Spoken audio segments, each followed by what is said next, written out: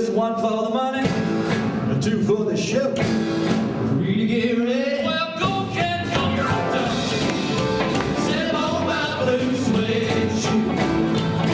Well, do anything but get off of my blue suede shoes. $1 Million Quartet, the story, it's actually an event that actually happened December 4th, 1956.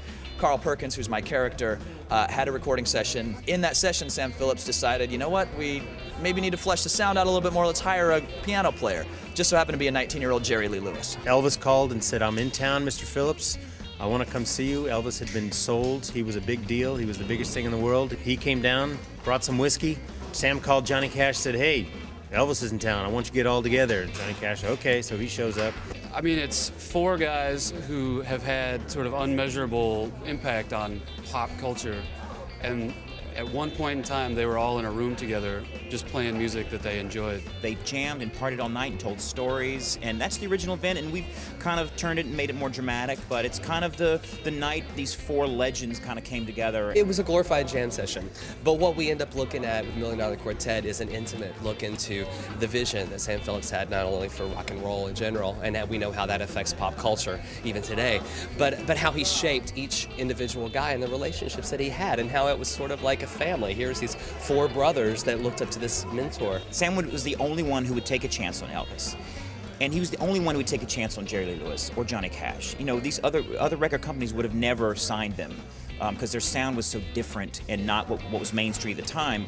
And so, you know, who knows what would have happened if Sam Phillips doesn't discover Elvis, then there would be no Elvis. And if there was no Elvis, would there be any Beatles or would there be any, you know? You really come away with a sense of what went into rock and roll at the moment of creation. You know, you really get a sense of the kind of story behind the songs, the story behind the music. What we're trying to create is a little fly on the wall situation. Not everybody gets to hang out in a recording studio and see how musicians interact with each other, and that's what we do here. That's what happens in the show. And then, you know, you can't go wrong with the material.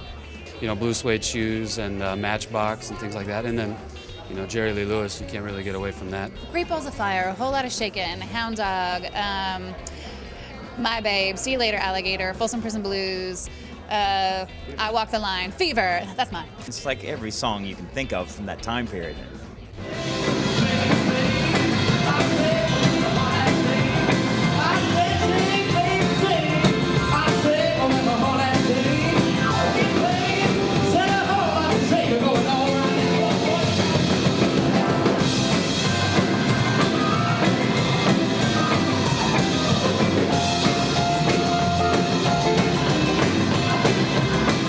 We've got songs that are actually from the recording of that night. In addition to it, the cool thing is we've added songs that kind of mark monumental career moments in the four guys, so that it continues to tell the story of how these individual guys found who they were. Every actor will tell you they want to be a rock star. Every actor wants to be a rock star, and every rock star wants to be an actor.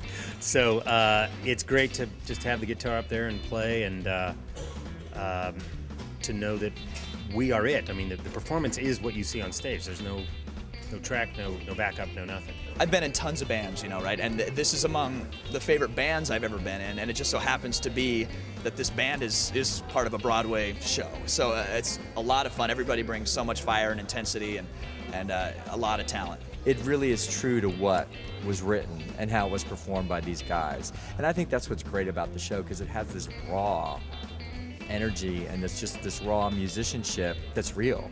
And it's not processed or, you know, glitzed up or anything. It is what it is. It's rock and roll, and that's what's really exciting about it. You know, it's different from having the pit, you know, singers sing on stage and having the band underneath the stage or in upstairs somewhere. I mean, it's the music is live and right there and present, and I think that's a different experience than what most people are used to. He's on the stove, the bread is getting hot.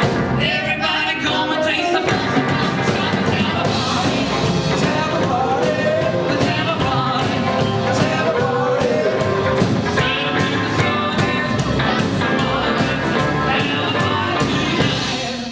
Just that these four famous people were in a room on this one night, for this one night only, but it's that it was the beginning of it. I think that's part of what makes it so thrilling. My advice is to come at it as a rock and roll show, unless as a as a traditional Broadway show, we won't think you're rude if you stand up and get involved. Stomp your feet, by all means. Stomp your feet, clap your hands. It's that kind of music. If they're not dancing by the end of this show, they're dead. And I don't mean like I'm going to kill them. I mean they have died during the show, because it's a fantastic.